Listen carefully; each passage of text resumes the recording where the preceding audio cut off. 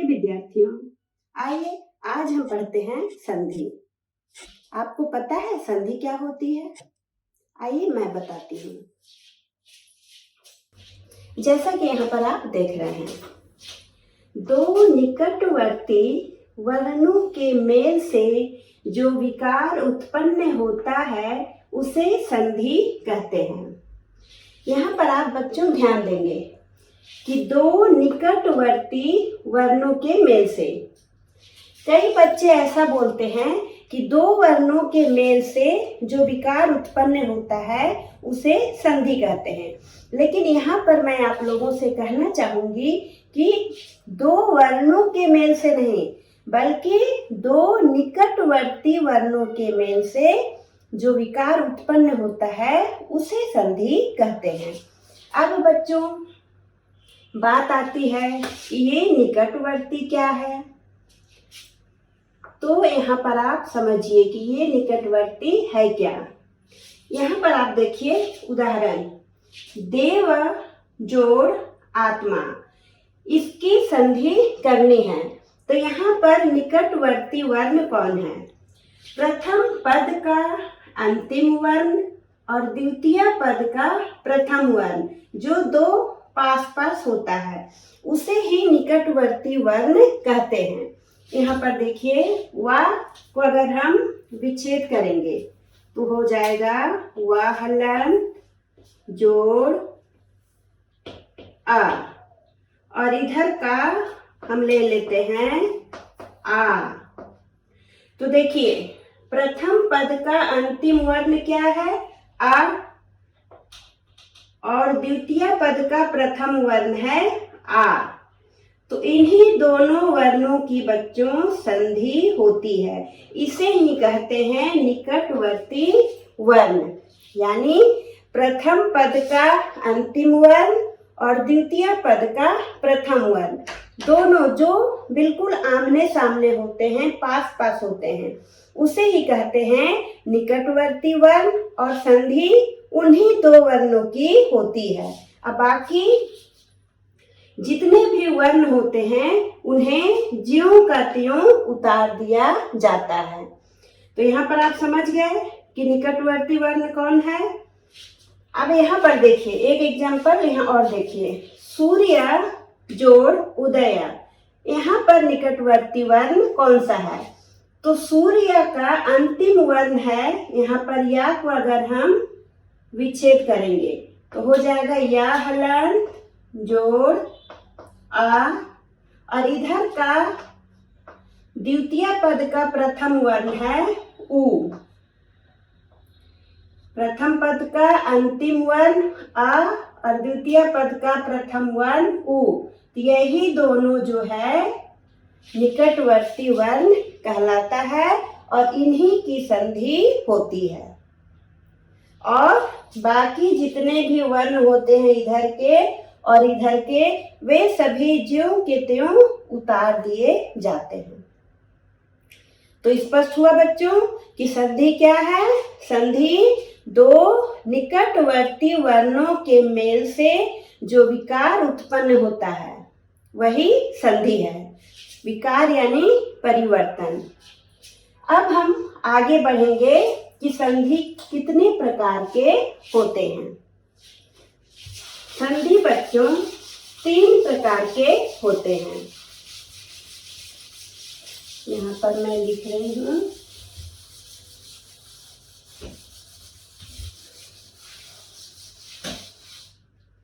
संधि के प्रकार।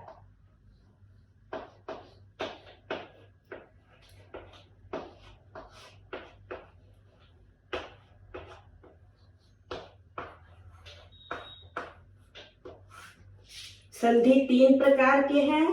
पहला स्वर संधि,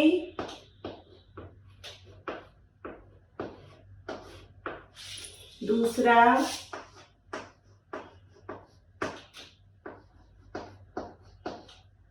व्यंजन संधि,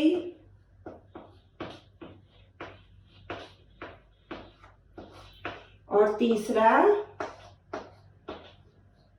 विसर्ग संधि।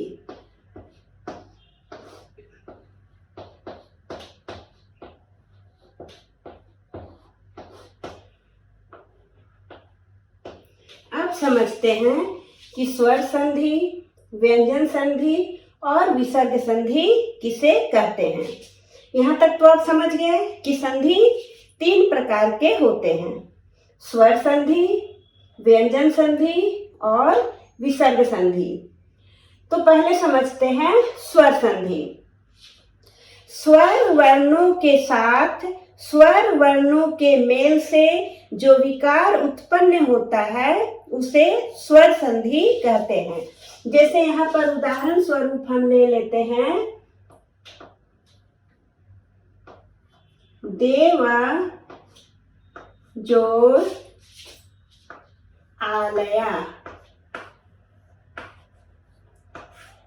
देव जोर आलया। तो यहाँ पर देखिए बच्चों, देव का अंतिम वर्ण यहाँ पर है आ और उसके साथ इधर का प्रथम वर्ण है आ। तो यहाँ पर इधर वाला वर्ण भी है स्वर और इधर का वर्ण भी है स्वर, यानी स्वर के साथ स्वर का मेल हो रहा है। उसी तरह से एक और उदाहरण हम ले लेते हैं, इति जोड़ आदि। तो प्रथम वर्ण का अंतिम वर्ण है, प्रथम पद का अंतिम वर्ण है ई और इधर का प्रथम वर्ण है आ। तो यहाँ पर भी स्वर के साथ स्वर का ही मेल हो रहा है। तो स्वर संधि में होता है कि इधर बाईं ओर स्वर होता है और दाईं ओर भी स्वर होता है, यानी कि स्वर के साथ स्वर का ही मेल होता है, दोनों ओर स्वर ही होता है, उसे स्वर संधि कहते हैं। अब देखिए व्यंजन संधि। व्यंजन संधि व्यंजन वर्णों के साथ स्वर या व्यंजन के मेल से जो विकार उत्पन्न होता है उसे व्यंजन संधि कहते हैं। यहाँ पर हम एक उदाहरण ले लेते हैं व्यंजन संधि का, दिक जोड़ अंबरह। तो यहाँ पर देखिए प्रथम पद का अंतिम वर्ण जो है वो व्यंजन है, हल वर्ण है। आपको पता है कि हल वर्ण को ही व्यंजन वर्ण भी कहते हैं। तो इधर हल वर्ण है और इधर जो है वो स्वर है, यानी कि व्यंजन के साथ स्वर का मेल हो रहा है। तो व्यंजन के साथ स्वर का मेल और व्यंजन के साथ व्यंजन का भी मेल हो सकता है, यानी व्यंजन संधि में बाईं ओर सभी व्यंजन वर्ण रहेंगे, यानी हलंत वाले वर्ण रहेंगे। इधर के जितने वर्ण होंगे सभी वर्णों में हलंत अवश्य ही लगा हुआ होगा और इधर स्वर या व्यंजन कुछ भी हो सकते हैं। तो व्यंजन के साथ स्वर या व्यंजन के मेल से जो विकार उत्पन्न होता है उसे व्यंजन संधि कहते हैं। अब आ गया विसर्ग। विसर्ग संधि में होता है कि विसर्ग के साथ स्वर या व्यंजन के मेल से जो विकार उत्पन्न होता है उसे विसर्ग संधि कहते हैं, यानी इधर रहेगा विसर्ग। जैसे यहाँ पर मैं उदाहरण लिख रही हूँ, मन जोड़ रथा। तो इधर है विसर्ग और इधर व्यंजन वर्ण है। तो इधर वाले यानी कि बाईं ओर जितने भी वर्ण होंगे उन सभी में विसर्ग अवश्य ही होगा और उधर स्वर या व्यंजन कुछ भी हो सकता है।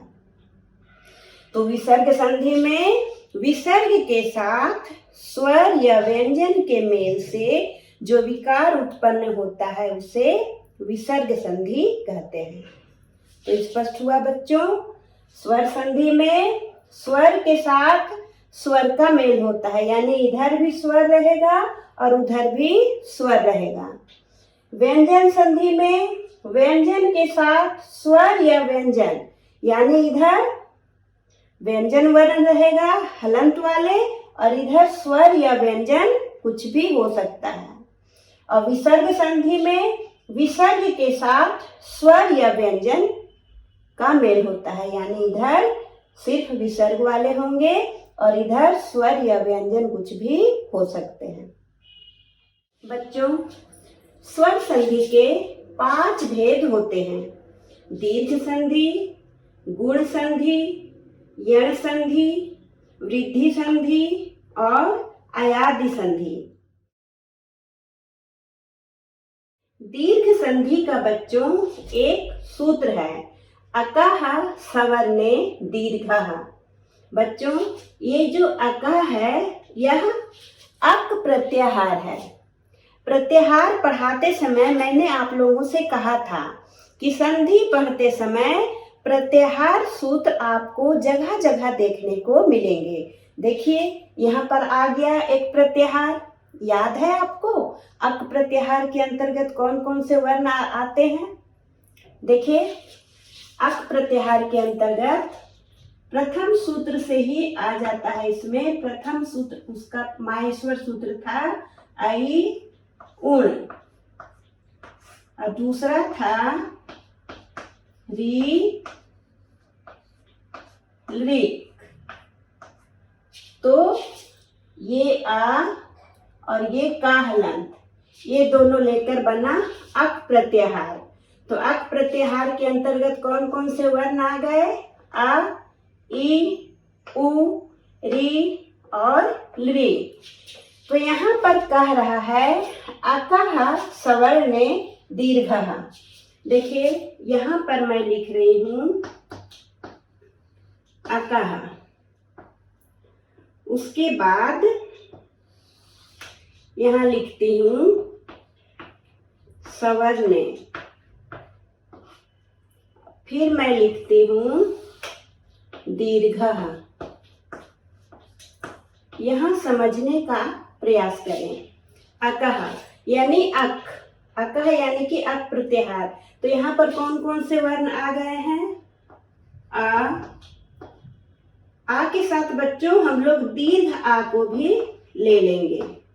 फिर है ई के साथ दीर्घ ई को भी ले लेंगे। फिर है उ, तो उ के साथ दीर्घ उ। फिर है री, तो री के साथ दीर्घ री भी लेंगे और लृ। लृ बच्चों संस्कृत व्याकरण में एक ऐसा स्वर है जिसका कोई दीर्घ वर्ण नहीं होता है। तो लृ को हम यहाँ पर लिख लिए। अब क्या कह रहा है कि अगर इसके बाद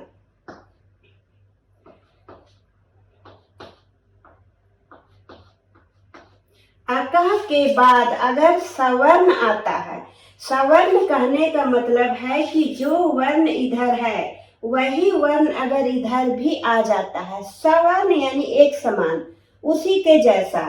तो यहाँ पर आ है तो यहाँ पर भी वही आ जाएगा, ह्रस्व आ दीर्घ आ। यहाँ पर ई है तो इधर भी वही आ जाएगा। फिर यहाँ उ है तो इधर भी हो जाएगा ह्रस्व उ दीर्घ उ, फिर ह्रस्व री दीर्घ री और यहाँ पर लृ। अगर ऐसा होता है कि अकः के बाद यानी आ के बाद अगर सवर्ण आता है यानी फिर आ ही आता है, तो दोनों मिलकर एक दीर्घ स्वर हो जाता है। यानी आ के साथ आ मिलता है तो एक दीर्घ आ हो जाता है। उसी तरह से ई के साथ अगर ई मिलेगा तो एक दीर्घ ई बन जाएगा। फिर उ के साथ उ मिलेगा तो दीर्घ उ। री के साथ री मिला तो दीर्घ री। और लृ के साथ लृ मिला तो बच्चों ये लृ ही होगा, क्योंकि इसका कोई दीर्घ वर्ण नहीं होता है। तो यही है बच्चों दीर्घ संधि। इसमें होता क्या है कि अगर स्वर वर्ण के बाद समान वर्ण अगर आ जाए, यानी कि स्वर के बाद अगर सवर्ण वही स्वर फिर से आ जाए, तो दोनों मिलकर एक दीर्घ स्वर हो जाता है। यहाँ पर आप ध्यान देंगे कि आ के बाद आ आता है। यहाँ पर ह्रस्व या दीर्घ उससे मतलब नहीं है, कुछ भी हो सकता है। ह्रस्व आ के बाद ह्रस्व आ भी हो सकता है, दीर्घ आ भी हो सकता है, दीर्घ आ के बाद ह्रस्व आ भी हो सकता है, दीर्घ आ भी हो सकता है। यानी कि ह्रस्व अब दीर्घ से मतलब नहीं है, बस आ के बाद आ आना चाहिए। अगर ऐसा होता है तो जो आएगा वो दीर्घ आ हो जाएगा।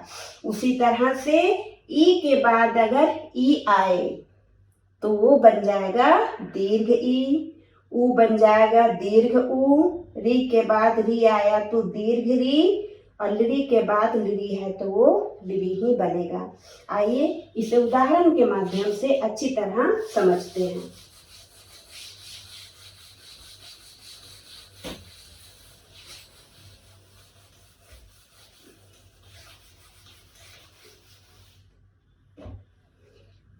जैसे उदाहरण लिख रही हूं, परम जोड़ आत्मा। एक उदाहरण मैंने यहाँ पर लिखा परम जोड़ आत्मा। तो यहाँ पर देखिए प्रथम पद का अंतिम वर्ण क्या है? माँ को हम तोड़ेंगे, वर्ण विच्छेद करेंगे तो हो जाएगा माँ हलंत जोड़ आ। और इधर जो पद है उसका प्रथम वर्ण ले लेंगे तो प्रथम वर्ण है यहाँ पर आ। अब देखिए प्रथम पद का अंतिम वर्ण है आ और द्वितीय पद का प्रथम वर्ण है आ, यानी आ के बाद आ गया तो ये दोनों मिलकर क्या बन गया? एक दीर्घ आ बन गया। समान स्वर आ गया है ना, तो एक दीर्घ आ। अब कैसे होगा? देखिए मैंने बताया था कि संधि सिर्फ निकटवर्ती वर्णों में ही होती है। अब बाकी जितने वर्ण होते हैं उसको ज्यों का त्यों उतार दिया जाता है। तो परम जोड़ आत्मा क्या बनेगा? यहाँ देखिए पर को हम लोग उतार देते हैं, पर इसको उतार दिए। फिर माँ हलन, माँ को तोड़े तो माँ हलंत हुआ, ये दोनों मिलकर आ बन गया तो माँ हलंत जोड़ आ, तो क्या बन जाएगा? ये बन जाएगा माँ। और उसके बाद इधर का हम ले लेंगे, ये आ तो यहाँ आ गया, तमा बचा तो इसको यहाँ पर लिख लेंगे तो ये हो गया परमात्मा। परमा जोड़ आत्मा बराबर परम आत्मा। तो ये हो गई दीर्घ संधि। अब एक उदाहरण हम ले लेते हैं ई का। ये तो आ का था कि आ के बाद आ आया तो दीर्घ आ बन गया। दीर्घ इसमें आ वाले उदाहरण में ही आ जाता है बच्चों, विद्या जोड़ आलया है ना, हिम जोड़ आलया, ये सभी आ वाला है। उसके बाद ई का देखते हैं। ई का एक उदाहरण ले लेते हैं, रवि जोड़ इंद्र। अब देखिए इसका अंतिम वर्ण वी को विच्छेद करेंगे तो वाह हलंत जोड़ ई, और इधर है, इधर का ले लेंगे, इंद्र का प्रथम वर्ण है ई। तो यहाँ पर इन दोनों वर्णों की दो वर्ण है, ई के बाद ई आ गया तो ये दोनों मिलकर क्या बन गया? एक दीर्घ ई। समान स्वर आ गया, ई के बाद ई आ गया तो ये बन गया दीर्घ ई। अब देखिए कैसे बनेगा ये। रा है, रा को उतार देंगे यहाँ। फिर वी को तोड़े थे तो हो गया था वाह हलंत जोड़ ई और ई मिलकर बन गया एक दीर्घ ई। तो वाह हलंत के साथ दीर्घ ई जोड़ेंगे तो क्या हो जाएगा, वा में बड़ी ई, है ना। उसके बाद इधर जो बचा हुआ है इसको यहाँ पर उतार देंगे तो हो गया रविंद्र। रवि जोड़ इंद्र रविंद्र। ध्यान देंगे आप, यहाँ पर रवि में छोटी ई की मात्रा है, लेकिन संधि होने के बाद यहाँ पर बड़ी ई की मात्रा हो गई, यानी ई और ई मिलकर एक दीर्घ ई हो गया। अब चलिए उ का उदाहरण लेते हैं।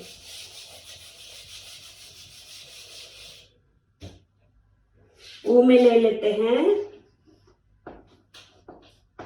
लघु जोड़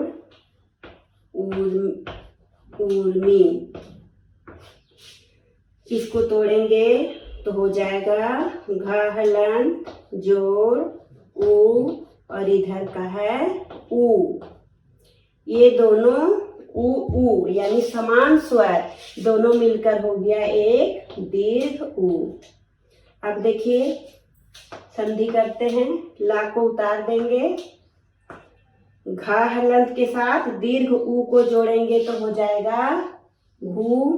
दीर्घ ऊ है बच्चों तो घू हो जाएगा। उसके बाद ये वाला उतार देंगे तो हो गया लघूर्मी। लघु जोड़ ऊर्मी लघूर्मी। स्पष्ट है। अब चलिए री का उदाहरण लेते हैं। आ हो गया, ई हो गया, ऊ हो गया, री। री का उदाहरण में देखिए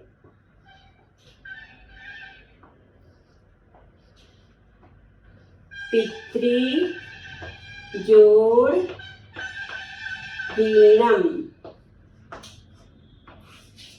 इसे अगर हम तोड़ेंगे तो हो जाएगा ता हलंत जोड़ री और इधर का प्रथम वर्ण ले लेंगे तो इधर है री। अब री के साथ री मिला तो हो गया एक दीर्घ री। अब क्या करेंगे, पी को उतार देंगे इधर, ता हलंत जोड़ री तो यहाँ पर हो जाएगा त्रि और नम इधर का उतार देंगे तो ये हो जाएगा पितृणम। पितृ जोड़ ऋणम बराबर पितृणम, दीर्घ री हो गया। तो स्पष्ट है बच्चों, ये हो गया दीर्घ संधि। दीर्घ संधि में होता है कि दो समान स्वर मिलकर एक दीर्घ स्वर बन जाता है।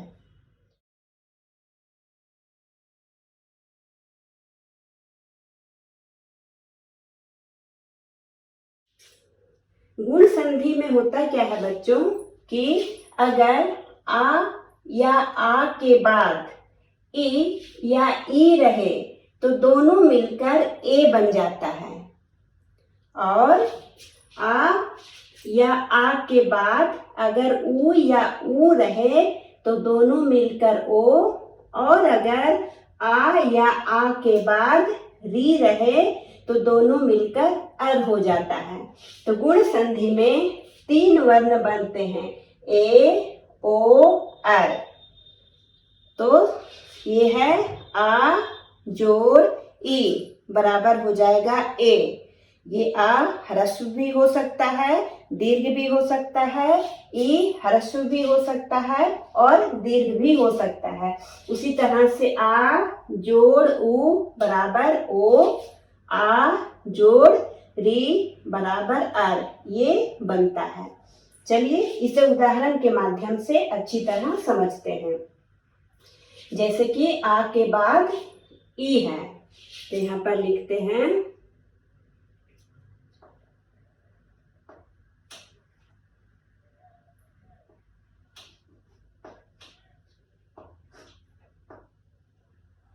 रमा जोड़ ईशः। तो यहाँ पर ध्यान दें, प्रथम पद का अंतिम वर्ण है, इसको तोड़ेंगे, म हलंत जोड़ आ और इधर से प्रथम वर्ण ले लेंगे ई। तो यहाँ पर मेल हो रहा है आ के साथ ई का, तो आ और ई दोनों मिलकर बन जाता है ए। अब इसकी संधि कैसे होगी, रा को लिख देंगे बच्चों, फिर माँ को तोड़ दिए थे यहाँ, माँ हलंत आ हो गया था, आ और ई मिलकर ए बन गया, तो माँ हलंत और ए हो जाएगा में। उसके बाद इधर वाला शह को उतार देंगे, तो ये हो गया रमेशः। रमा जोड़ ईशः बन गया रमेशः। अब चलिए ऊ का उदाहरण लेते हैं।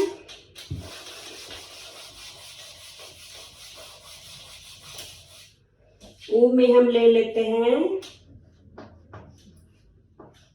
सूर्य जोड़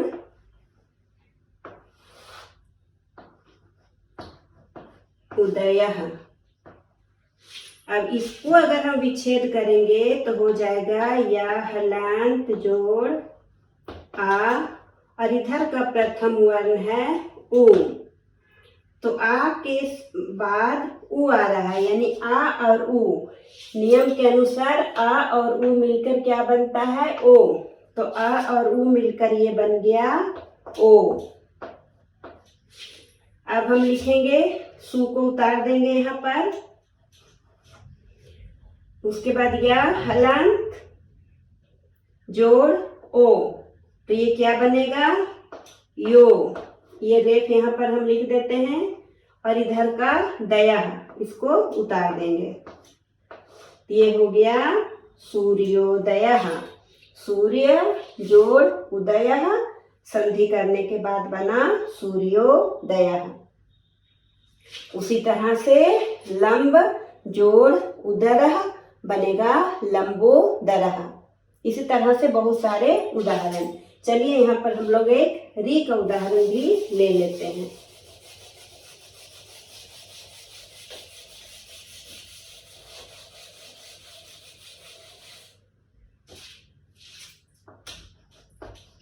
महा जोड़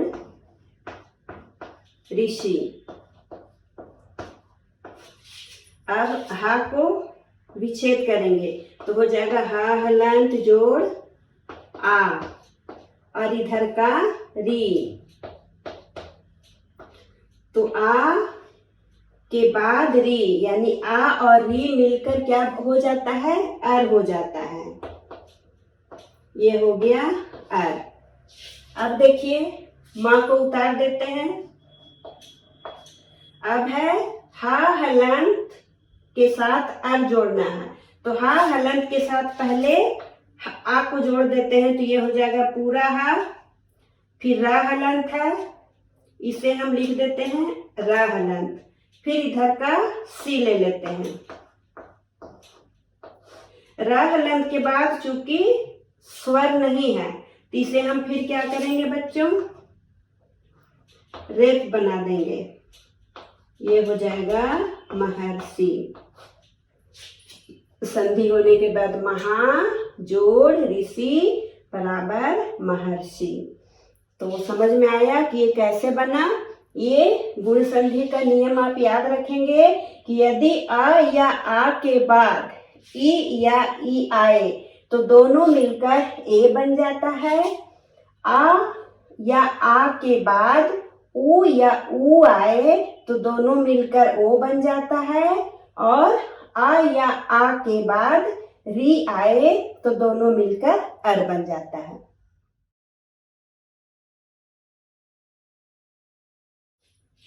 यण संधि का एक सूत्र है बच्चों, इको यणचि। यहाँ पर देखिए इक प्रत्याहार है और एक यण प्रत्याहार है। आपने प्रत्याहार के समय ये सब देखा होगा। इक और ये है यण। तो ये कहता है बच्चों कि इक के बाद अगर उससे भिन्न कोई स्वर आए तो वह यण हो जाता है। इक प्रत्याहार में बच्चों स्वर कौन कौन से वर्ण आते हैं, यहाँ पर आप ध्यान देंगे। पहला सूत्र था ऐ, ऊण और रे, ऋक। तो यहाँ से ई और का हलंत को लेकर ये बन गया इक। तो इक में कौन कौन से वर्ण आ गए, इसमें आ गए ए, ऊ, री और रे। तो नियम से कह रहा है कि इक के बाद अगर कोई भिन्न स्वर आता है, यानी कि ई है तो इधर ई नहीं आएगा, ई को छोड़कर कोई दूसरा स्वर आएगा। यहाँ पर कोई दूसरा स्वर आएगा तो वो क्या बन जाएगा, यण बन जाएगा। यण में बच्चों कौन कौन सा वर्ण आता है, देखिए ये है वरट और लण। इस प्रत्याहार के आधार पर बना है यण। यहाँ का या और यहाँ का रा हलंत यण। तो इसमें देखिए यण प्रत्याहार में कौन कौन से वर्ण आ गए, या, फिर है व,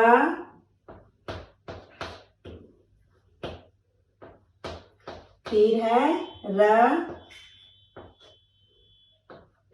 और फिर है ल। यहाँ पर हलंत लगा देंगे। तो ध्यान दीजिए कि इक के बाद इस सूत्र के अनुसार है बच्चों कि इक के बाद अगर भिन्न स्वर आए तो वह यण बन जाएगा। यानी ई, ऊ, री और ली के बाद कोई भिन्न स्वर आए तो वह या हलंत, व हलंत, रा हलंत और ला हलंत बन जाएगा। अब चलिए इसे उदाहरण के माध्यम से समझ लेते हैं।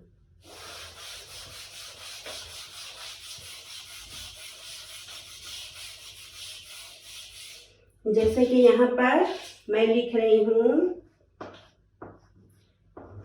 इति, जोड़, आदि। तो इसका देखिए ती को अगर हम तोड़ेंगे तो हो जाएगा त हलंत जोड़ ई और इधर है आ। तो यहाँ पर आप ध्यान देंगे ई के बाद आ गया भिन्न स्वर, यानी ई के बाद ई नहीं आकर आ गया, यानी ई से भिन्न हो गया। तो ये वाला ई क्या बन गया, ये बन गया या हलंत। ई के बाद अगर भिन्न स्वर आए तो ई का बन जाता है या हलंत। अब देखिए कैसे संधि करेंगे। ई जो है इसे उतार देंगे,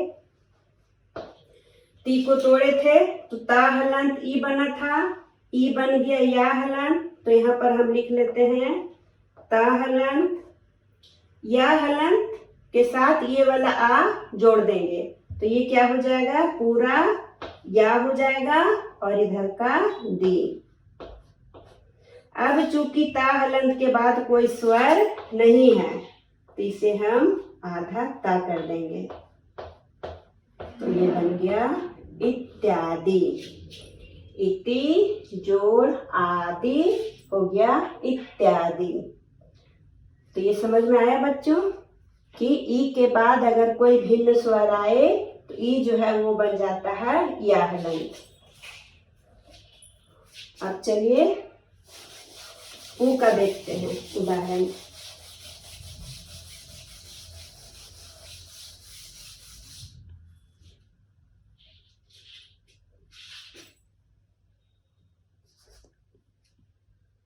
ऊ का उदाहरण ले लेते हैं। मधु जोड़ अरी। धू को अगर तोड़ेंगे तो हो जाएगा ध हलंत जोड़ ऊ, और इधर है आ। तो यहाँ ध्यान दीजिए, ऊ आया है, ऊ के बाद आ गया इधर आ, यानी कि भिन्न स्वर आ गया। तो ऊ क्या बन गया? ऊ बन गया वाह हलंत। नियम वही कह रहा है कि ऊ के बाद अगर कोई भिन्न स्वर आए तो ऊ बन जाता है वाह हलंत। अब देखिए इसको कैसे जोड़ेंगे, माँ को लिख लेते हैं। यहाँ पर ध हलंत है, ध हलंत के बाद स्वर नहीं है, तो यहाँ पर ध हलंत ही हम लिख देंगे। फिर है वाह हलंत के साथ आ को जोड़ेंगे, तो ये पूरा वाह हो जाएगा और ये री। उसके बाद धा के बाद कोई स्वर नहीं है, तो यहाँ पर हम आधा धा लिख देते हैं और वरी, इसको जोड़ देंगे तो हो जाएगा मधुवरी। मधु जोड़ अरी बराबर हो गया मधुवरी। ये हो गया ऊ का। अब चलिए री का उदाहरण लेते हैं।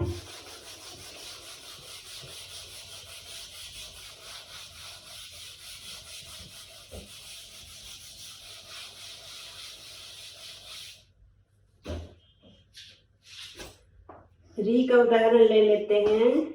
पितृ जोड़ आदेशः।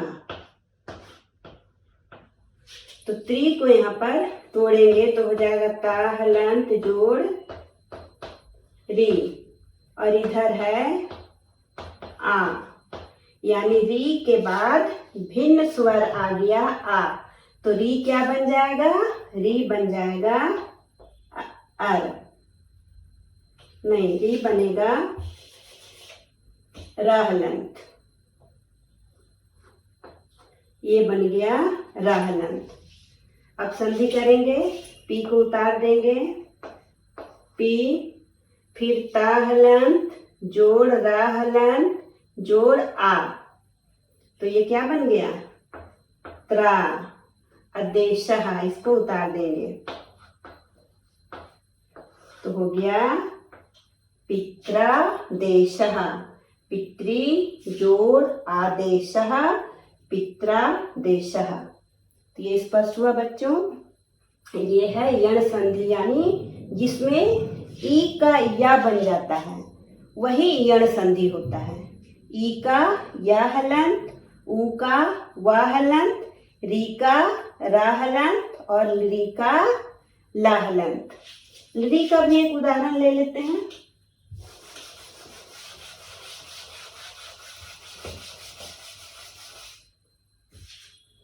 ली का ले लेते हैं। ली जोड़ आकृति। ली जोड़ आकृति। तो ली के बाद भिन्न स्वर आ रहा है, तो ली क्या बन जाएगा? ला हलंत बन जाएगा। ये बन गया ला हलंत। अब इसके साथ आकृति को जोड़ देते हैं,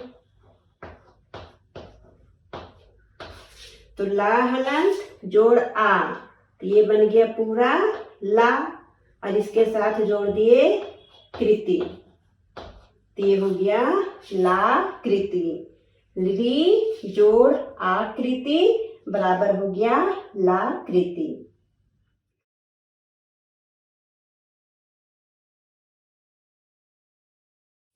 इसका चौथा भेद है वृद्धि संधि। वृद्धि संधि में बच्चों होता क्या है? इसका नियम है कि यदि आ या आ के बाद ए या ऐ रहे तो दोनों को मिलाकर ऐ बन जाता है, और यदि आ या आ के बाद ओ या औ रहे तो दोनों को मिलाकर औ बन जाता है। यानी बाईं ओर आ या आ हो सकता है, दाईं ओर ए या ऐ, कुछ भी हो, तो दोनों को मिलाकर ऐ और अगर आ के बाद ओ रहे तो दोनों को मिलाकर औ। चलिए उदाहरण के माध्यम से समझते हैं। उदाहरण मैं ले रही हूं, सदा जोड़ एव। देखिए इसको अगर तोड़ते हैं तो दा हलंत जोड़ आ और इधर है ए, तो आ के साथ ए मिल रहा है, यानी आ के बाद ए आ गया तो दोनों मिलाकर क्या बन जाएगा, ए बन जाएगा। आ जोड़ ए दोनों मिलकर हो गया ए। अब देखिए इसको संधि करते हैं, सा को लिख देते हैं, दा हलंत जोड़ ए तो क्या बनेगा, दै, और ये वाला हुआ यहाँ पर जोड़ देंगे तो हो गया सदैव। सदा जोड़ एवा बराबर सदैव। उसी तरह से एक और उदाहरण इसका लेते हैं,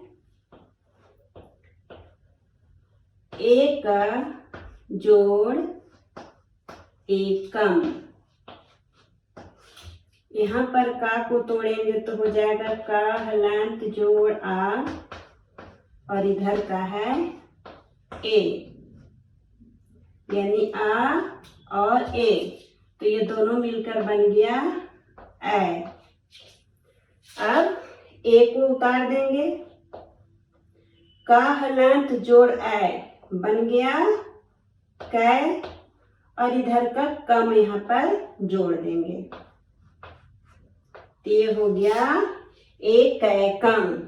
एक जोड़ एकम बराबर एक एकम।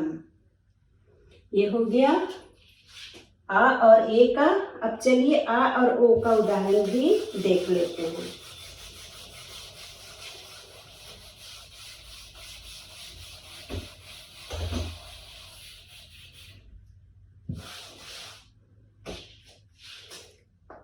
इधर हम लिखते हैं लंब जोड़, नहीं लंबा नहीं,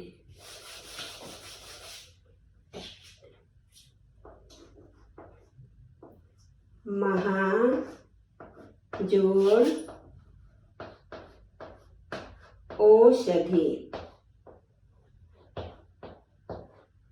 महा जोड़ औषधि, तो हा को तोड़ेंगे तो हो जाएगा हा हलंत जोड़ आ और इधर है ओ, तो आ और ओ ये दोनों मिलकर क्या बन गया,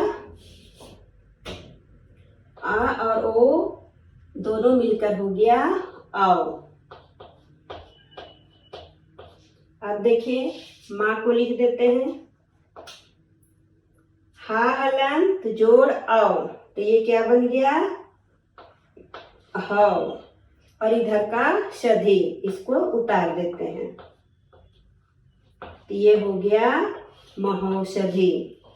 महा जोड़ औषधि महौषधि। उसी तरह से एक और उदाहरण ले लेते हैं, जल जोड़ ओघा। तो ला को तोड़ेंगे तो ला हलंत जोड़ आ और इधर है ओ, ये दोनों मिलकर हो गया आओ। अब जा को यहाँ उतार देंगे, ला हलंत जोड़ आओ तो ये हो गया लव, और इधर का घा उतार देंगे तो हो गया जलौघा। जल जोड़ ओघा जलौघा। ये हुआ बच्चों वृद्धि संधि। वृद्धि संधि में होता है कि आ या आ के बाद ए या ऐ रहे तो दोनों मिलकर ऐ बन जाता है, और यदि आ या आ के बाद ओ या औ रहे तो दोनों मिलकर औ बन जाता है।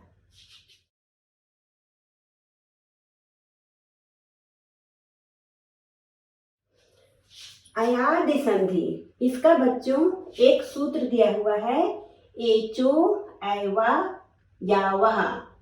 यहाँ पर एच प्रत्याहार आया है, एच। तो एच के अंतर्गत कौन कौन से वर्ण आएंगे आप यहाँ पर ध्यान दीजिए। ये माहेश्वर सूत्र था, ए ओम और ए औच, ये था माहेश्वर सूत्र। तो एच प्रत्याहार यानी यहाँ का ए और यहाँ का चा हलंत लेकर बना एच। तो एच प्रत्याहार के अंतर्गत कौन कौन से वर्ण आ गए, ए ओ ऐ और औ। तो नियम कह रहा है कि यदि ए ओ ऐ औ के बाद अगर कोई स्वर आता है तो ए का हो जाता है ऐ, ओ का हो जाता है औ, ऐ का हो जाता है आय और औ का हो जाता है आओ। ये है अयादि संधि का नियम कि ए के बाद अगर कोई स्वर आ गया, कोई भी स्वर आ सकता है, तो ए बन जाएगा ऐ, ओ बन जाएगा औ, ऐ बन जाएगा आय और औ बन जाएगा आओ। तो चलिए इसे उदाहरण के माध्यम से समझते हैं।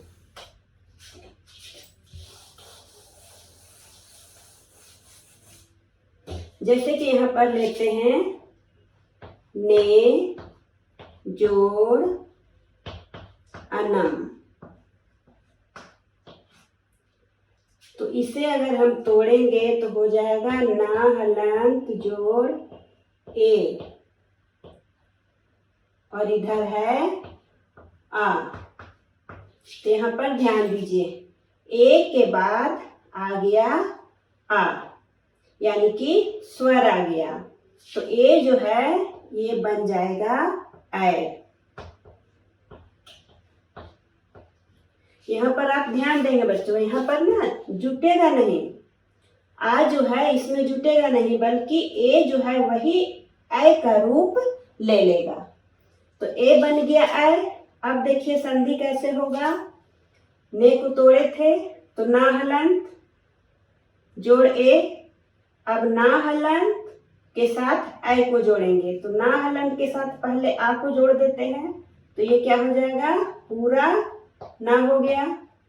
फिर या हलंत के साथ आ को जोड़ते हैं, तो ये पूरा या हो गया और इधर वाला नम को यहाँ पर लिख देते हैं, तो ये हो गया नयनम। ने जोड़ अनम नयनम। अब देखिए ओ ले लेते हैं,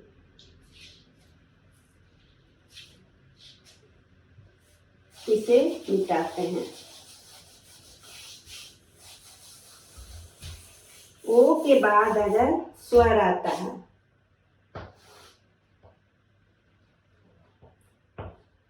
भो जोड़ अनम, तो भो को अगर तोड़ेंगे तो हो जाएगा भ हलंत जोड़ ओ और इधर है आ। तो ओ के बाद स्वर आ गया, तो ओ के बाद स्वर आया तो ओ क्या बन जाएगा, औ। ओ बन गया औ। अब देखिए इसे जोड़ेंगे तो भा हलंत जोड़ आ, ये क्या बन गया, ये हो गया भा। फिर वा हलंत जोड़ आ, ये हो गया वा और नम, नम को उतार देंगे, ये हो गया भवनम। भो जोड़ अनम बराबर भवनम। अब चलिए ऐ का उदाहरण लेते हैं।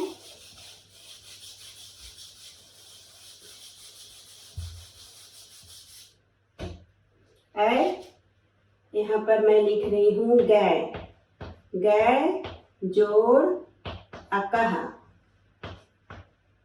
तो गै को तोड़ेंगे तो हो जाएगा ग हलंत जोड़ ऐ, और इधर है आ। तो ऐ के बाद स्वर आ गया, तो ऐ क्या बन जाएगा? ऐ बन जाएगा आय। ये हो गया आय।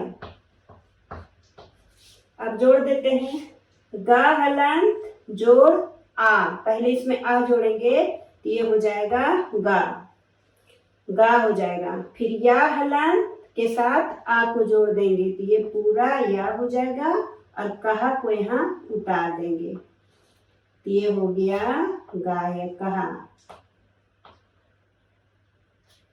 गै जोड़ अकह गाय कहा। अब चलिए अ का उदाहरण लेते हैं। यहाँ पर मैं लिख रही हूँ पौ जोड़ अकह। तो पौ को तोड़ेंगे तो हो जाएगा पा हलंत जोड़ आओ, और इधर है आ।